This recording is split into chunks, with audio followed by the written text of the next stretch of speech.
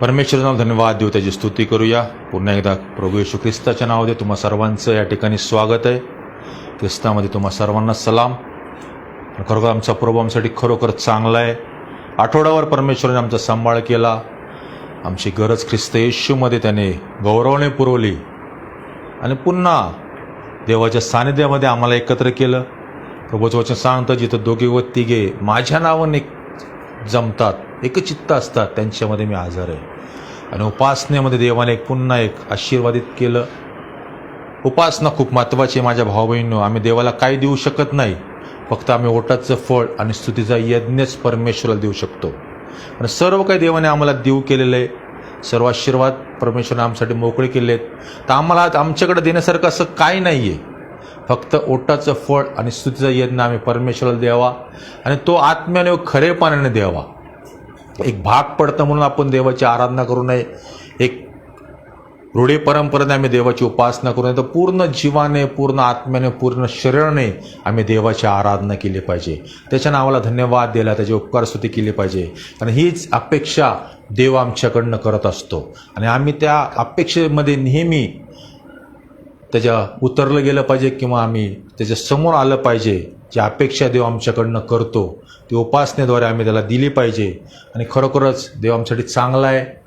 Bible सांगतं की परमेश्वर किती चांगला आहे असा अनुभव घेऊन पहा. आणि आठवडाभर परमेश्वराने त्याचा चांगलपणाचा आम्हाला अनुभव दिला. प्रत्येक गरज ख्रिस्त येशूमध्ये त्याने गौरवने पुरवली. उत्तम आरोग्य आम्हाला दिल्या. अनेक ठिकाणी देवाच्या सेवेचा कार्य करण्यासाठी प्रभूने आमचा उपयोग करून घेतला आणि देव आमच्यासाठी खरोखर चांगला आहे. माझ्या भाऊ बहिणींनो, बायबल सांगतं की तुम्ही त्याच्या जवळ या, म्हणजे तो तुम्हाला आशीर्वादित करेल. आणि आम्हाला अधिक त्याच्या जवळ गेलं पाहिजे. दिवस त्याच्या जवळ राहण्यामध्ये, त्याच्या सहभागितेमध्ये राहण्याचे दिवस आहे. माझ्या भाऊ बहिणींनो, जगात काय चाललंय, काय घडत आहे ते आम्हाला महत्त्वाचं नाही. तर आम्हाला एक महत्त्वाचं आहे की आम्ही ज्यावेळेस परमेश्वराच्या न्यायाच्या दिवशी परमेश्वरावर उभं राहू, त्यावेळेस आम्हाला ते आशीर्वाद मिळाले पाहिजेत. ती थाप आम्हाला पडली पाहिजे की भल्या विश्वासात असा तुझ्याकडे राखून ठेवले, तू वतन घे. आमचा तो ध्येय असला पाहिजे. आमचं तो उद्देश असला पाहिजे की आम्हाला ते ख्रिस्ताबरोबर ती सार्वकालिक जीवनामध्ये राज्य करायचं.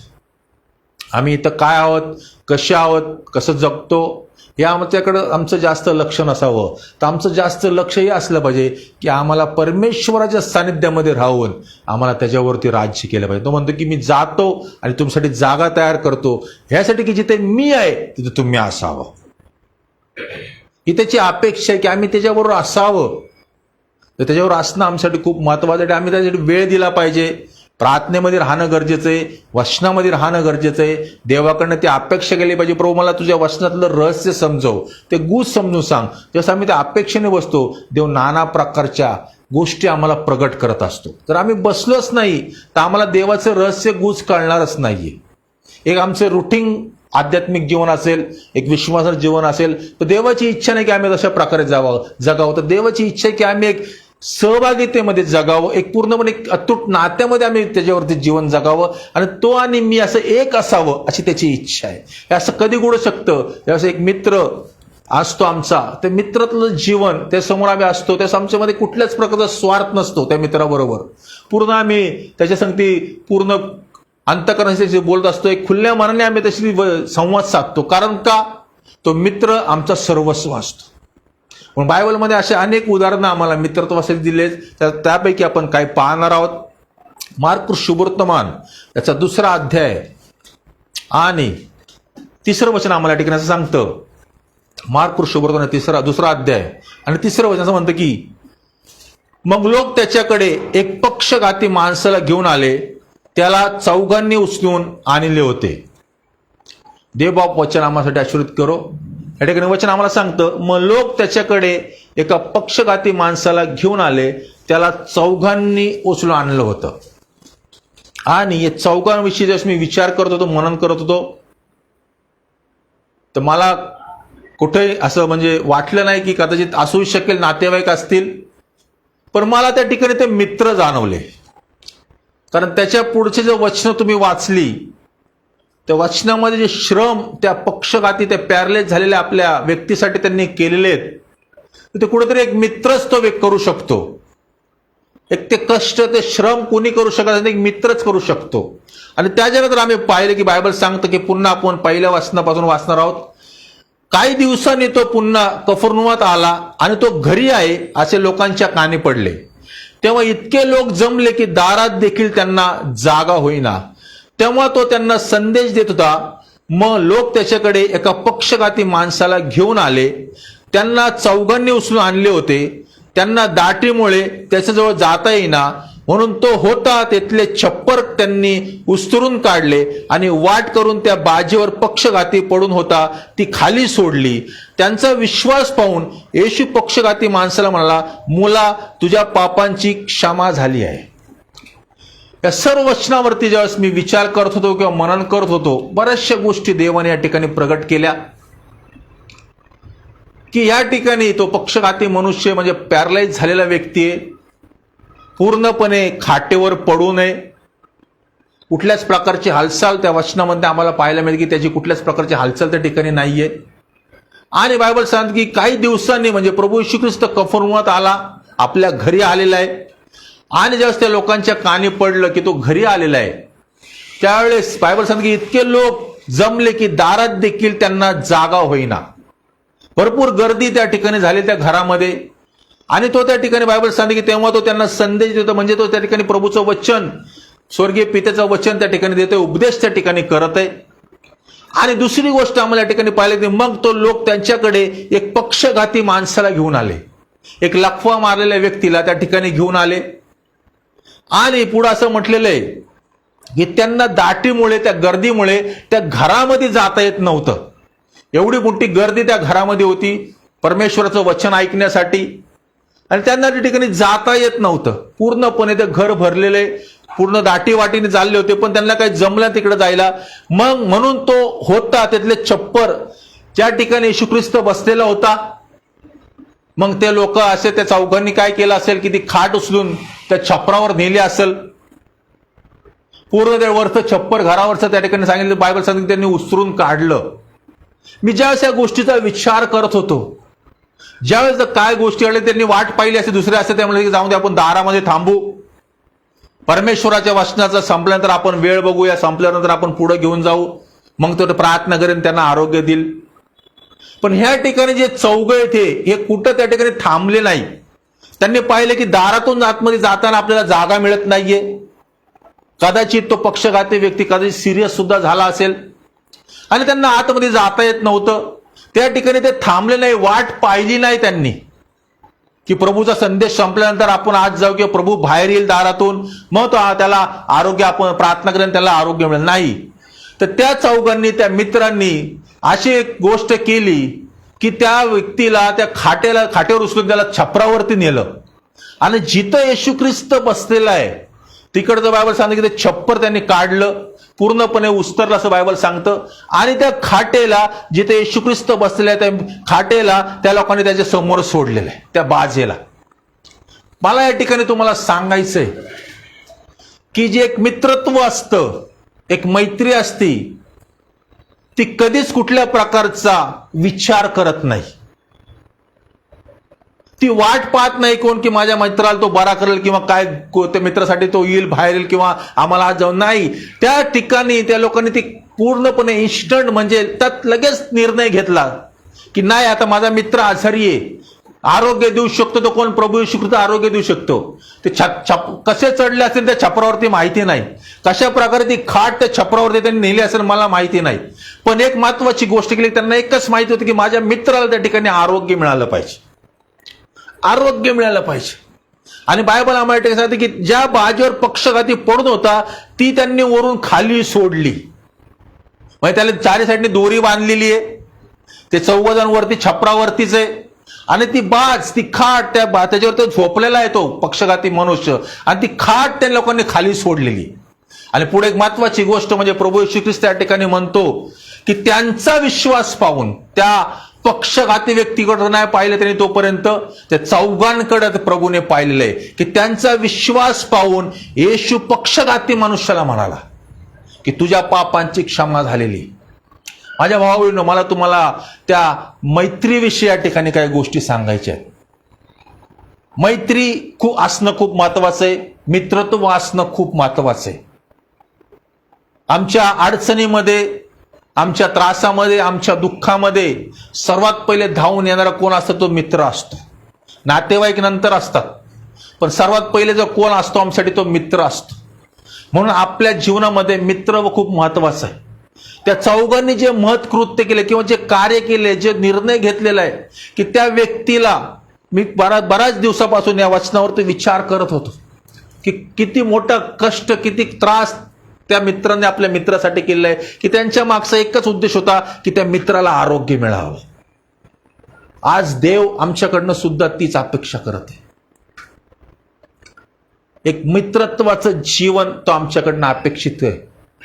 ती बास त्या ठिकाणी सोडलेली, देवाने त्याला आरोग्य दिले. माझ्या भावांनी विश्वास पाहून, बायबल म्हणतो की त्यांचा विश्वास पाहून परमेश्वराने त्याला आरोग्य दिले. पहिली गोष्ट म्हणजे मित्र हे कधीच बदलत नसतात. लक्षात घ्या.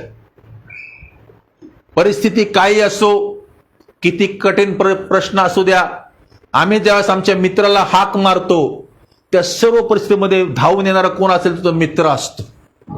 आणि वचन आम्हाला या ठिकाणी सांगतं की नीतिसूत्राचा 17वा अध्याय आणि 17 वचनात सांगतं की मित्र सर्व प्रसंगी म्हणजे सर्व वेळी प्रेम करतो. सर्व प्रसंगी, कुठलाही प्रसंग असू द्या, कुठलीही अडचण असू द्या, किती मोठी समस्या असू द्या, आमचा मित्र आम्हाला कधी सोडत नाही. इथं म्हणलं की मित्र सर्व प्रसंगी प्रेम करतो आणि विपत्काली तो बंधू म्हणून सुद्धा उभा असतो. अडचणीमध्ये एक भावासारखा आमच्यासाठी उभा असतो. म्हणून मित्रत्वाविषयी, मैत्रीविषयी बायबलमध्ये बरेचसे उदाहरणं आम्हाला पाहायला मिळतात. पहिली गोष्ट आम्हाला कळली पाहिजे की मित्र, जो आमचे मित्र आहेत ते कधीच बदलत नाही आमच्याविषयी. आणि इथं म्हटलेलं की तो मित्र सर्व प्रसंगी, प्रसंग कुठला असू द्या, आनंदाचा असू द्या, दुःखाचा असू द्या, तो आमच्यावरती प्रेमच करतो. कधी कधी आम्ही आमच्या मित्रांवरती नाराज होतो, आम्ही मित्रांवरती कधी कधी आम्ही अबोला ठेवतो, पण हा मित्र आमचे असे आहेत की ते आम्हाला कधीच सोडत नाही. म्हणून या ठिकाणी आम्हाला बसंत सांगतं की मी सर्व बायबल मधले वचन तुम्हाला सांगते. मी माझ्या मनची कुठली गोष्ट सांगते की एक मैत्री कशा प्रकारे असली पाहिजे, एक मित्रत्व कशा प्रकारे असलं पाहिजे, की जे आम्हाला पाहायला मिळते की पक्षघाती व्यक्तीला त्या चौघांनी उचलून कशा प्रकारे आणलेले आणि त्या व्यक्तीला आरोग्य कशा प्रकारे मिळाले. दुसरी गोष्ट आम्हाला या ठिकाणी पाहिलं पाहिजे की वचन आम्हाला सांगतं की जुन्या आमचे जे मित्र आहेत त्यांना आम्ही धरून ठेवलं पाहिजे. नीतिसूत्र याचा 27वा अध्याय आणि 10 वचन या ठिकाणी आम्हाला पाहायला मिळतं की स्वतःच्या व आपल्या बापाच्या मित्राला सोडू नकोस. वचन सांगतं आम्हाला या ठिकाणी जुने मित्र आम्ही धरून ठेवूयात. ज्यावेळेस आमचं तारण झालं, आमची विश्वास की आम्ही जगातले मित्र आम्ही सोडतो, पण माझ्या भावाने आज आमची जबाबदारी आला, प्रभूने आम्हाला निवडले, जे आमचे जगातले मित्र आहेत त्यांना सुद्धा आम्ही प्रभूकडे आणलं पाहिजे. आम्ही त्यासाठी बसतो, चहा वगैरे घेतो, बरेचशी सहभागिता होते, बोलणं चालणं होतं, जुन्या गोष्टीची आठवण होते, जुन्या काळामध्ये आपण काय केलं सर्व काय आम्ही बोलत असतो, पण आम्ही ख्रिस्ताविषयी त्या व्यक्तीला, त्या आमच्या मित्राला आम्ही सांगत नाही. बायबल आम्हाला सांगते की स्वतःच्या व आपल्या बापाच्या मित्राला विसरू नको. आम्हाला मित्रत्वाविषयी आम्ही आपल्या ठिकाणी पाहतो की आम्ही ते मित्र सोडले नाही पाहिजे. एक महत्वाचं उदाहरण आम्हाला पाहायला मिळते पहिले राजे याचा 5वा अध्याय आणि पहिल्या वचनापासून जर तुम्ही या ठिकाणी वाचाल की जुन्या मित्राविषयी आम्हाला या ठिकाणी पाहायला मिळतं. जुना मित्र की जो कशा प्रकारे ह्या ठिकाणी त्या व्यक्तीला साथ देते. इथे असं म्हटलेलं की काही दिवसांनी सोरचा राजा हिराम याने आपला सेवक शल्मोनाकडे पाठविले. शल्मोनाचा अभिषेक होऊन तो आपल्या बापाच्या जागी गादीवर बसल्याचे वर्तमान त्याने ऐकले होते. हिराम व दावीद याची अखंड मैत्री होती. हा शल्मोन दाविदाचा मुलगा आहे आणि हिराम हा दाविदाचा मित्र आहे. लक्षात घ्या, या ठिकाणी दावीद नाहीये, पण हिराम जो आहे हा राजा दाविदाची याची अखंड मैत्री बायबल सांगतं. म्हणजे एक चांगली मैत्री या दोघांची होती, एक चांगली दोस्ती होती. आणि शल्मोनाचा जो अभिषेक झालेला आहे त्याच्यानंतर एक महत्वाची गोष्ट शल्मोन या ठिकाणी करते की तो परमेश्वराचे मंदिर बांधण्याचा प्लॅन करत आहे, योजना आखत आहे. दाविदाला ते मंदिर बांधायचं होतं, पण दाविदाने बरेचसे युद्ध केल्यामुळे बायबल सांगते की प्रभू म्हणलं की तू मंदिर बांधू शकत नाही, कारण तू भरपूर रक्तपात केलेला आहे. तो तुझा मुलगा म्हणजे शलमोन हे तू माझं मंदिर बांधेल.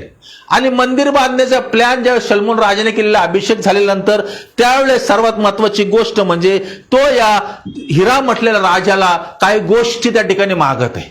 म्हणून बायबल आम्हाला सांगतं की तो शलमोन राजा हिराम राजाला म्हणतो की आता परमेश्वराने आम्हाला चौकोन्य स्वास्थ्य दिलेलं आहे आणि आता मी मंदिर बांधण्यासाठी मी तयार आहोत. ते ऐकून हे हिराम राजाला खूप आनंद झाला. हा दाविदाचा मित्र आहे. त्या ठिकाणी मंदिर बांधण्यासाठी शलमोन त्या हिराम राजाला म्हणतो की आता आम्हाला काही गोष्टी तुझ्याकडनं हव्यात, त्या गोष्टी आम्हाला तू पुरव. जे मंदिर बांधण्यासाठी लागणाऱ्या गोष्टी आहेत त्या म्हणजे सांगितलेल्या आहेत की आम्हाला तुझ्याकडनं काय लाकडं हवीत, गंधसुरूची लाकडं, देवदारूच्या लाकडाविषयी मागतो. आणि दुसरी गोष्ट म्हणजे आम्हाला काय तू हे देस, कामगार पण आम्हाला हवेत. आणि या गोष्टी तो त्या ठिकाणी मागितल्यानंतर ज्यावेळेस हा राजा आहे तो त्या ठिकाणी तो म्हणतो की ज्या गोष्टी मला पाहिजेत त्या सर्व गोष्टी मी तुला पुरवेल, सर्व गोष्टी मी तुला पुरवेल, कुठलीच गोष्ट मी तुला कमी पडून देणार नाही. आणि ज्यावेळेस शलमोन राजा म्हणतो की याच्या बदल्यात मी तुला मोबदला देईल, पण हा राजा त्या ठिकाणी त्याला म्हणतो की जे सेवक काम करणार आहेत त्यांच्यासाठी फक्त अन्न सामुग्री तू पुरवली म्हणजे पुरं झालं. लक्षात घ्या, काय काय गोष्टी पुढे जाऊन तुम्हाला त्या समजतील की मी काय तुम्हाला सांगू इच्छितो. ह्या ठिकाणी हा जो राजा आहे हा दाविदाचा मित्र आहे. शलमोनाला मंदिर बांधायचंय, त्याच्या पुरवठ्यासाठी शलमोन त्याला विनंती करतो आणि सर्व काही त्या ठिकाणी पुरवतो. आणि मला सांगायचा उद्देश आहे की जुने मित्र आहेत जे आम्ही धरून ठेवायत हे मला तुम्हाला सांगायचंय. ज्यावेळेस आता माझे पण वडिलांचे काय बरेचसे मित्र आजही मला ओळखतात. ज्यावेळेस त्यांच्याकडे ज्यावेळेस ते रिक्षा चालवायचे, मी रिक्षा चालवतो, ज्यावेळेस ते मला बऱ्याच चौकामध्ये कुठे ठिकाणी ते मित्र मिळतात त्यावेळेस ते मला सांगतात की एखादं पॅसेंजर येतं ते म्हणतात की तुम्ही घेऊन जा, तू लेके जा. का तर ते माझ्या वडिलांचे मित्र आहेत, जे आज माझ्यावर बसतात उठतात, जे आज माझ्याबरोबर त्यांची माझी मैत्री आहे. मला सांगायचं की जुने मित्र आमच्यासाठी खूप महत्वाचे आहेत.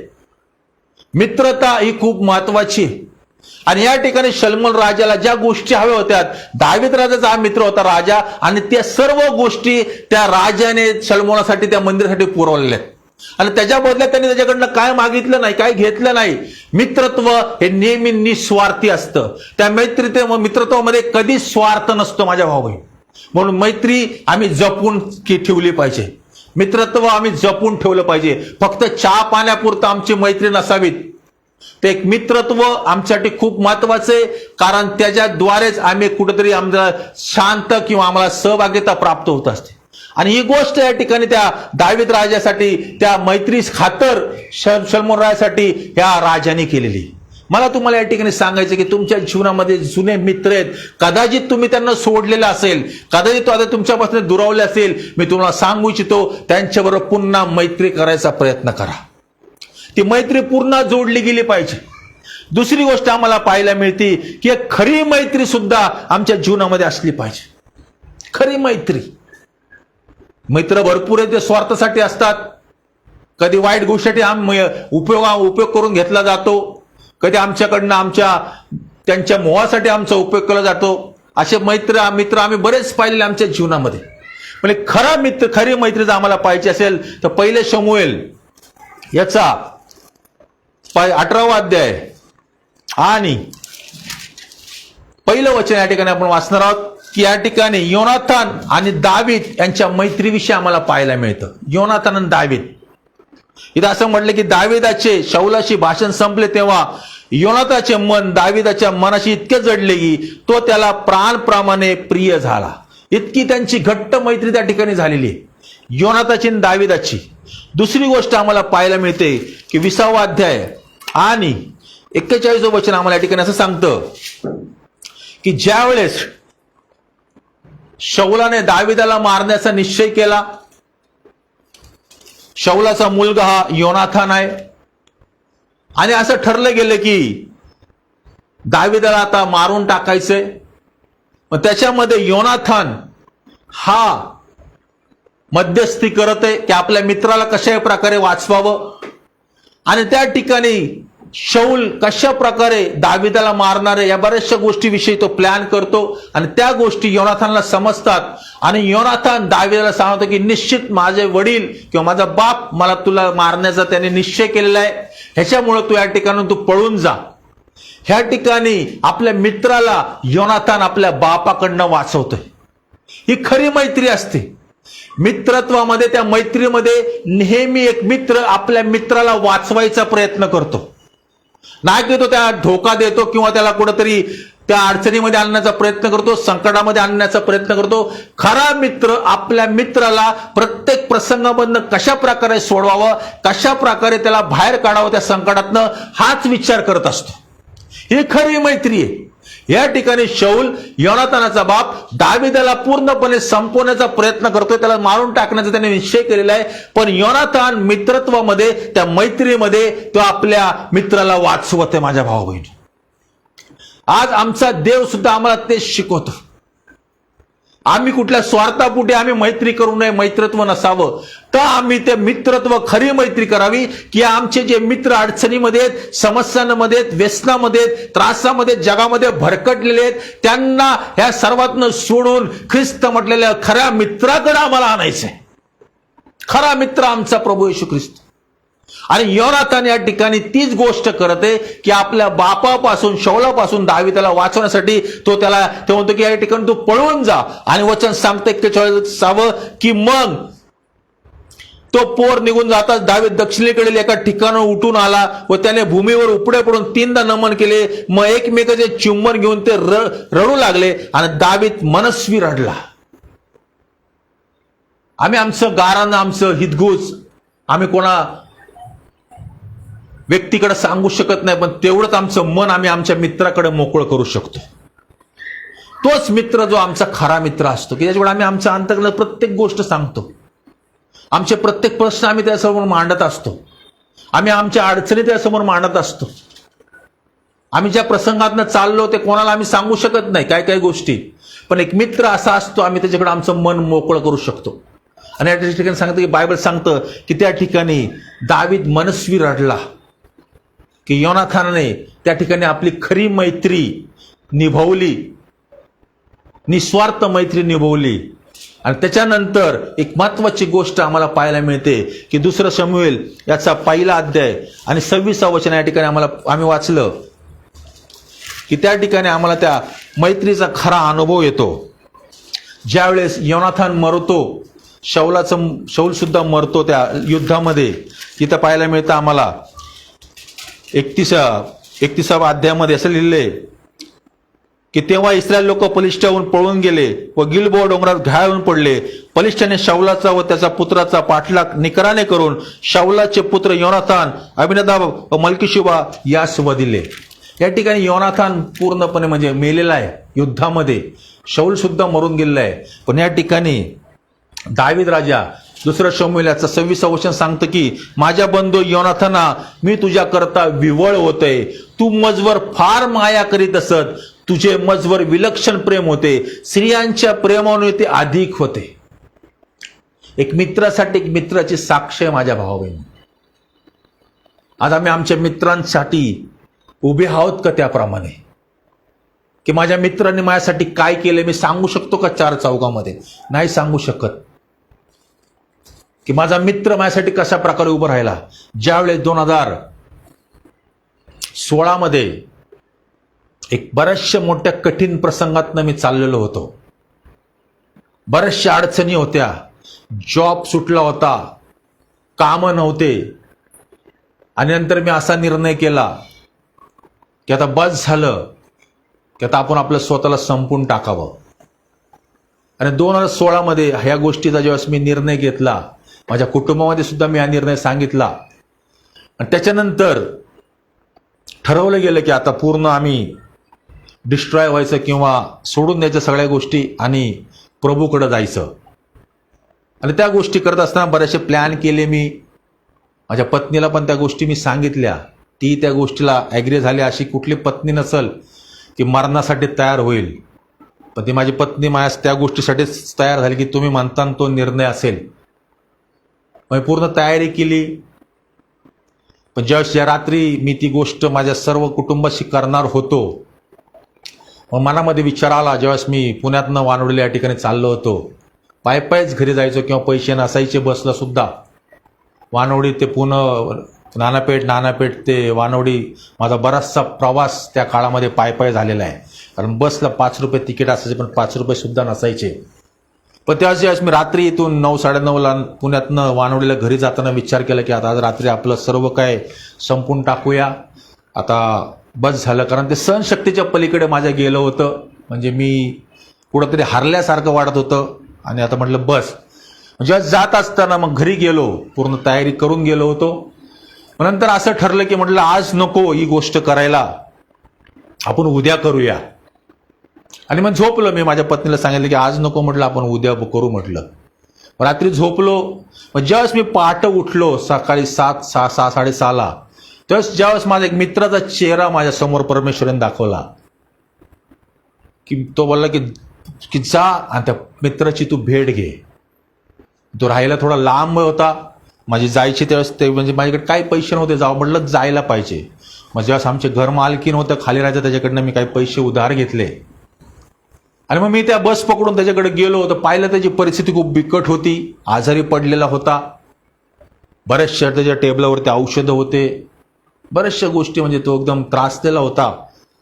आणि मी गेलो त्याच्याकडे आणि त्याच्यावर बसलो. त्याची सर्व परिस्थिती पाहिली तर मलाच वेगळं वाटलं, म्हणून मी त्यासाठी प्रार्थना केली. मग त्याच्या पत्नीने जेवण वगैरे मला दिलं. जेवण वगैरे झालं. मग त्या संगती मी बऱ्याच वेळ बोललो. मग त्यानंतर त्याने मला सांगितलं की काय चाललंय तुझं. म्हटलं काय नाही, माझा मित्र, खास मित्र तो. माझ्या मनातले जे प्रश्न होते, माझ्या अडचणी होते, मी सर्व त्यासमोर सांगितल्या. कारण एक मित्रच एक मित्राला सांगू शकतो, बाकी कोणाला सांगू शकत नाही. आणि ज्यावेळेस मी ती सर्व गोष्टी त्याला सांगितल्या, त्यावेळेस तो मला म्हणाला ठीक आहे, चांगला निर्णय घेतलाय तू, खूप चांगला निर्णय घेतलाय की तू या ठिकाणी मारायचा जो निर्णय घेतला, चांगला निर्णय, मला आवडला तो. बोला. मी म्हटलं असं का माझा मित्र मला म्हणत आहे की मारायचा निर्णय तू चांगला घेतलेला आहे. मग त्यावेळेस तो बोलत होता की मर, चांगली गोष्ट आहे, कारण उपयोग नाही जगून, काय हरकत नाही, मेला चांगली गोष्ट आहे. तो ज्यावेळेस बोल की मरायचंय तुला, तर इथून पुढं देवासाठी मर. आणि ज्यावेळेस तो ही गोष्ट बोलला की तुला मरायचंय, चांगला निर्णय घेतला, तू मर, पण देवासाठी मर, त्यावेळेस एक असं वाटतं की आज जसं डोक्यामध्ये खिडक्या वगैरे उघडतात, दाळ उघडत, तसं डोक्यात झालं. चांगला निर्णय, मर बोले देवासाठी. आणि म्हटलं अरे असं काय घडलंय. मला बोले इथून पुढं जगायचं देवासाठी जग, स्वतःचं काय ते बाजूला सार, फक्त प्रभूसाठी जगायला सुरुवात कर. आणि मला एक आतून एक शांती प्राप्त झाली, एक आनंद प्राप्त झाला की मित्र काय असतो. मित्रासंग जेव्हा आपण काही गोष्टी शेअर करतो, मित्राला जेव्हा आपण आमचं हितगोष सांगतो, आणि त्यावेळेस आम्हाला काही गोष्टी प्रगट होतात, आणि त्याच्याद्वारे जे असतो मला की मारायचा निर्णय घेतलाय, चांगला निर्णय घेतलाय, पण स्वतःसाठी नको मरू, देवासाठी मरायला तयार हो. आणि त्या क्षणाला मी तिथून उठलो. मला त्या कुटुंबाने जवळजवळ 1 महिन्याचं रॅशन माझ्या हातामध्ये दिलं, खिशामध्ये 500 रुपये टाकले आणि मला बोलला घरी जा आता.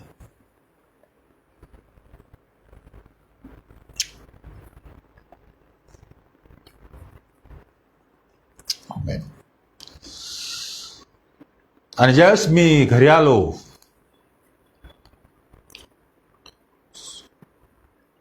हालेलुया, आणि त्यावेळेस माझ्या पत्नीला मी सांगितलं की आता मरायचं नाही, आपल्याला सकाळचं.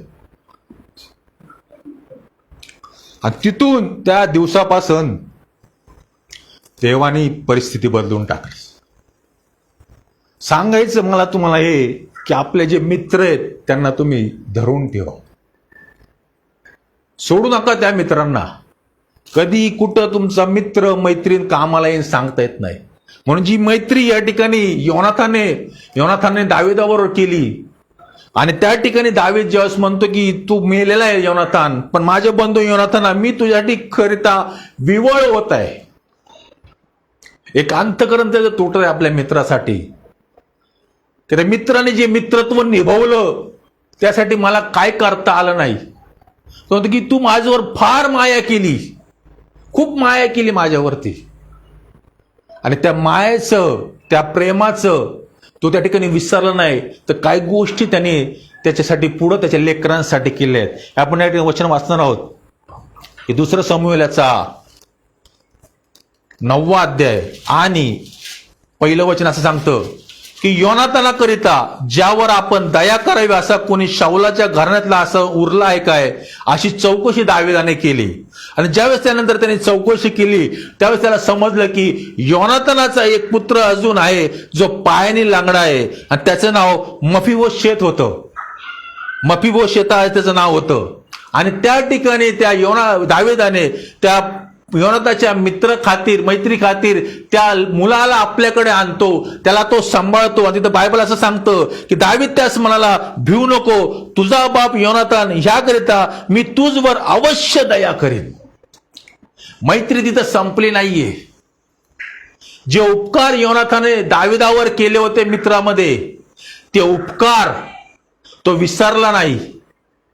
त्यांनी ते पुढं त्याच्या लेकरांसाठी केले. ज्यावेळेस आम्ही या गोष्टी करतो माझ्या भावाने मैत्रीमध्ये, लक्षात घ्या मला तुम्हाला काय सांगायचंय. जुने मित्र आपले सोडू नका. खूप महत्वाचे आहेत आम्हासाठी. ते आम्हाला धीर देतात, आधार देतात, आम्हाला सांभाळतात ते. आणि ही गोष्ट या ठिकाणी दावीद विसरला नाही. योनातान मरून गेलेला आहे, पण त्याची त्या ठिकाणी आठवण आहे की जी कृपा, जी दया माझ्यावरती केलेली आहे. तो म्हणतो की मी ते मफीशोता मी तुझ्यावर करेन, कारण तुझा बाप योनातान याच करिता मी तुझवर अवश्य दया करेन. आणि खूप महत्वाचं आहे माझ्या भावांनो, ही खरी मैत्री असते. स्वार्थाची मैत्री कधी उपयोगात येत नाही. कामापुरता आपण त्याला मित्राला आपण बोलू नये की माझं काम पडतंय म्हणून त्याला बोलल्यानंतर तो कोण आणि मी कोण नाही. मैत्री खूप महत्वाची, खरी मैत्री. आणि ज्यावेळेस आम्ही मैत्री टिकवतो, निभावतो, त्याच्यामधनं चालत असतो, त्यावेळेस आम्हाला खरा अनुभव येत असतो. आणि हीच गोष्ट दाविदाने योनातानासाठी आणि त्याचा मुलगा मफीबोशेतासाठी केलेली आहे.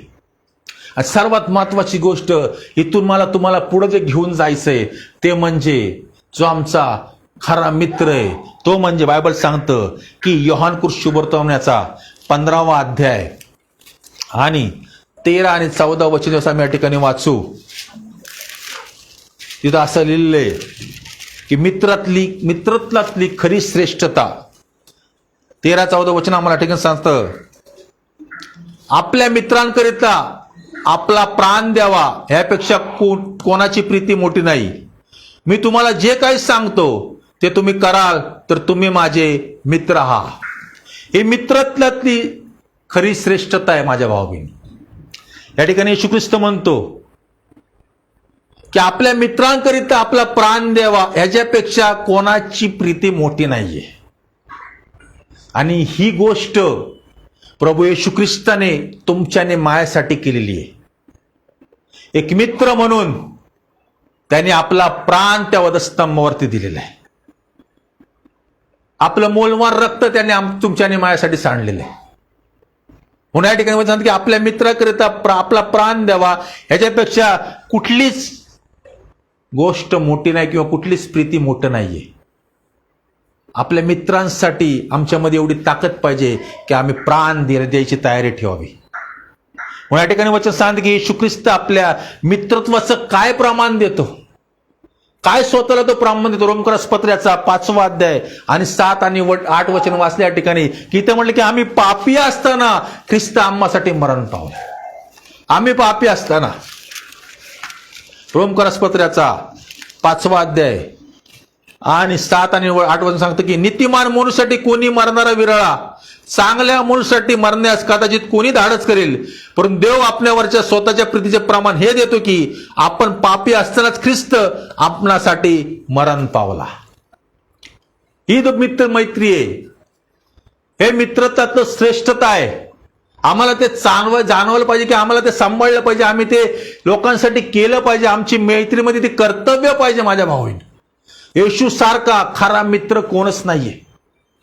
जो ख्रिस्त तुमच्यासाठी माझ्यासाठी मरण पावला, त्याने आपलं मोलवान रक्त सांडलं. ज्या ख्रिस्ताच्या मरणासाठी मला तारण, सुटका, आरोग्य, सार्वकालिक जीवन, पापक्षमा हे सर्व मला मिळालं. हे कोणामुळे मिळालं? ख्रिस्त म्हटलेल्या मित्रामुळे मिळालेले. आज मी त्याला खरा मित्र मानतो का? आज मी त्याच्यावरती खरी प्रीती करतो का? की माझ्या स्वार्थासाठी मी त्याच्याकडे येतो? ते मला काय हवं म्हणून मी त्याच्याकडे म्हणतो की आम्हाला हे समजलं पाहिजे की ज्या खरा मित्रत्व, ज्या मित्राने माझ्यासाठी आपलं समर्पण केलं, त्याग केला, सार्वकालिक जीवन मला मिळावं, आपला प्राण दिला, तारण मिळावं, सुटका मिळावी, आरोग्य मिळावं, यासाठी ज्या प्रभू येशू ख्रिस्त वधस्तंभावरती बांधला गेला, पाप क्षमा मिळावी, हे मला मिळावं, हे काय योजना होती त्याच्या मागं? ही खरी मैत्री होती. आता आम्हाला त्या चौघा मित्रांसारखं बनण्याची गरज आहे. त्या चौघा मित्रांसारखं, की त्या चौघा मित्रांनी आपल्या एका मित्राचा जीव वाचावा, तो मरू नये, ते रोग आजाराने सुटका व्हावी, जे महान कृत्य त्या चौघांनी केलेले त्याच्याकडे आमचं लक्ष असलं पाहिजे. तसं आम्हाला बनलं पाहिजे, अशी बनण्याची गरज आहे. असे अनेक जण खाटेवर पडून आहेत माझ्या भाऊ बहिणींनो. असे अनेक जण आजही त्या पापाच्या चिखलामध्ये, जे रोग आजारामध्ये, जे अजूनही जगामध्ये व्यसनामध्ये, आज आम्हाला त्या मित्रांसाठी धावलं पाहिजे. आज आम्हाला त्या मित्रांसाठी पळालं पाहिजे. आज आम्हाला त्या मित्रांना प्रभू येशूकडे आणलं पाहिजे, ज्याप्रमाणे त्या चौघांनी उचलून त्या प्रभूकडे त्याला घेऊन आले. पाप क्षमा, आरोग्य, सुटका, सार्वकालिक जीवन, तारण, स्वर्गाचं वारीस होणं हे कोणाकडून नाही मिळू शकत, फक्त प्रभूकडूनच मिळणार आहे आम्हाला.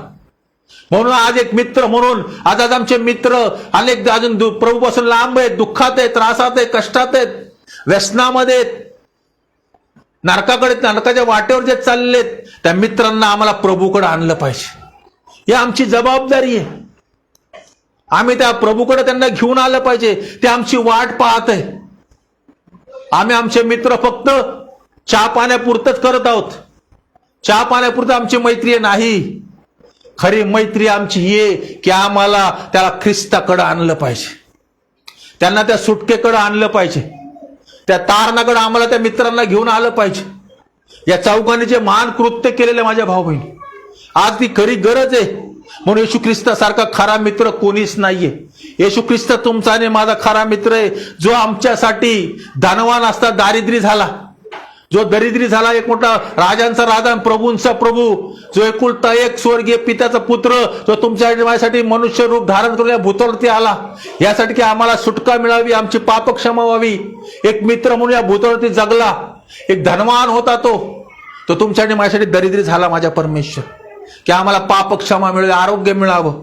माझ्या भाऊ बहिणींनो, ज्यावेळेस मला तुम्हाला सांगायचंय, त्या चौघा मित्रांनी त्याला त्या छापरावरनं खाली सोडलं असेल, आणि ज्यावेळेस परमेश्वराने त्याला आरोग्य दिलं, बायबल पुढे आम्हाला वाचनात सांगतं की येशू ख्रिस्त त्याला म्हटलं की उठ, आपली बाज उचलून चालू लाग.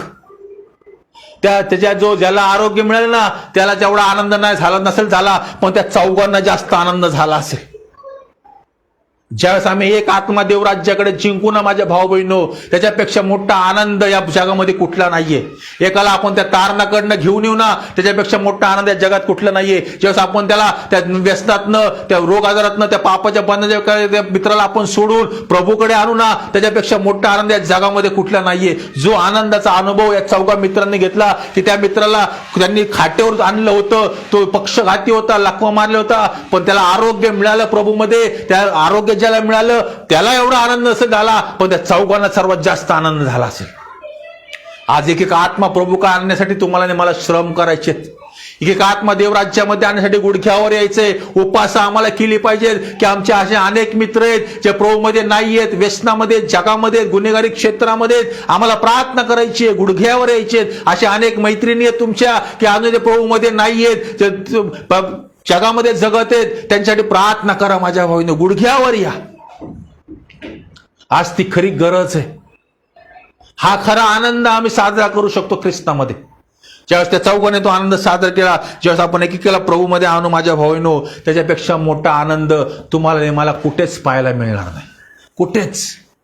जो चौघांनी जो अनुभव घेतला, आज देव तुमच्याकडनं माझ्याकडनं ती अपेक्षा करते.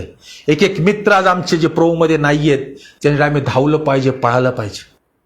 म्हणून बायबल सांगतं, कोण मी गाणं सांगतं आम्हाला या ठिकाणी उपासना संगीतामध्ये खूप सुंदर गाणं आहे की कोण मित्र येशूवाने सारे ओझे वहाया. तो मित्र आम्हाला, त्या ख्रिस्त म्हटलेला मित्र आम्हाला लोकांना द्यायचा आहे. तो सारं ओझं घेऊन चालत आहे आमचं सारं दुःख तो सोसायला तयार आहे.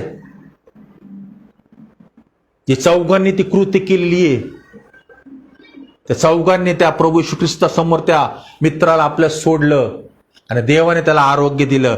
ज्या ज्या मित्राला मैत्रिणीला तुम्ही प्रभूकडे घेऊन याल माझ्या भाऊंनो, निश्चित देव त्यांचं तारण करणार आहे. त्यांच्या पापांची क्षमा त्या परमेश्वर करणार आहे आणि त्यांना सार्वकालिक जीवन देणार आहे.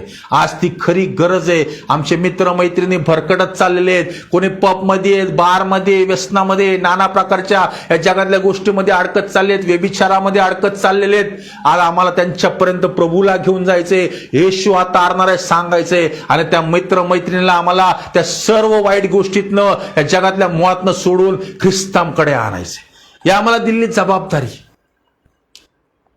न्यायाच्या दिवशी आम्हाला देव विचारणार आहे. म्हणून आज तुम्हाला या ठिकाणी मी सांगू इच्छितो, आता तुम्ही तुमच्या मित्र मैत्रिणीसाठी प्रार्थना करा. त्यांच्यावरची जी मैत्री आज कधी आमची तुटली असेल, ते जुने मित्र परत जोडायला सुरुवात करा आणि पहा देवबाप तुम्हाला अद्भुतरित्या त्यांच्यासाठी तुमचा उपयोग करून घेणार आहे. हालेलुया. असं आपण प्रार्थना करूया. परमेश्वर, आम्ही तुला धन्यवाद देतो, तुझी स्तुती करतो, तुझ्या मनापासून आभार मानतो माझ्या देवा.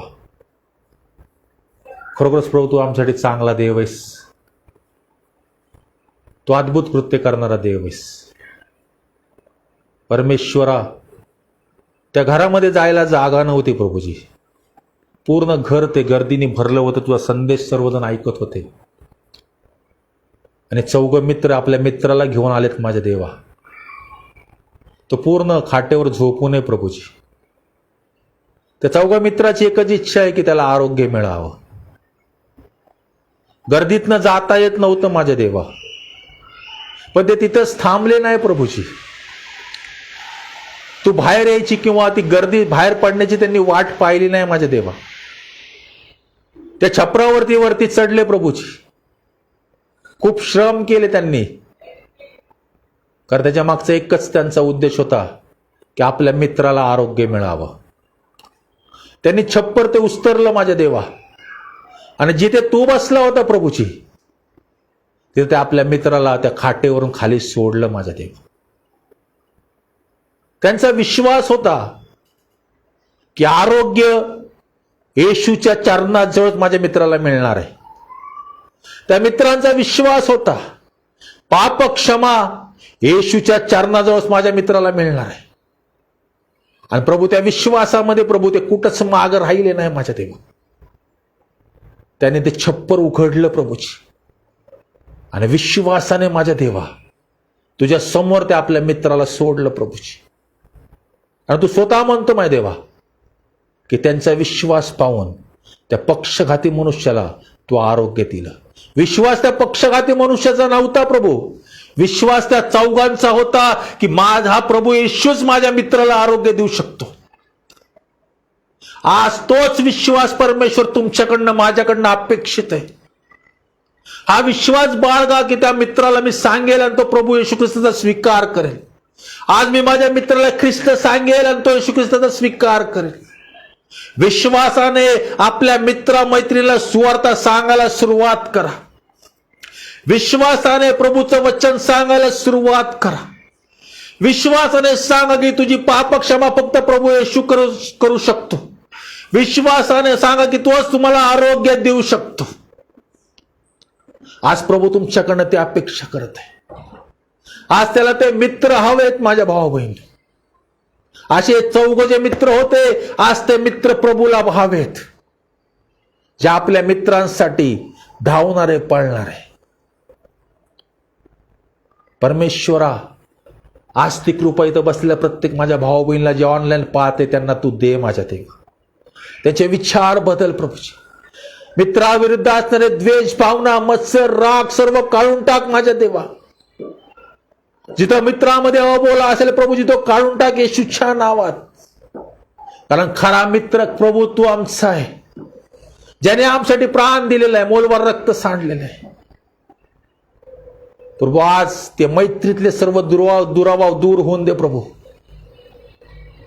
आणि प्रत्येक मित्राला प्रभूकडे आणण्याचे मार्ग येशूच्या नावात मोकळे होते माझे. परमेश्वरा, जे ऑनलाईन पाहते इथं बसल्या प्रत्येक माझ्या भाऊंना मी आशीर्वाद करतो प्रभूजी.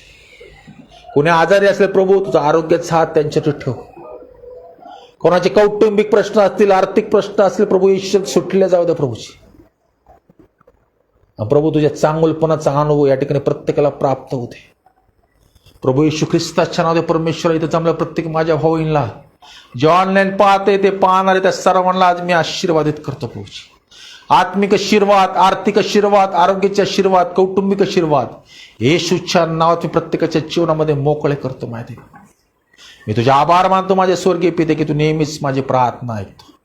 सर्व मान सन्मान गौरव ख्रिस्ता मी तुला देत. येशू ख्रिस्तांचा तारणारा याच्या नावाने मागतो म्हणून तो ऐक पित्या. आमेन.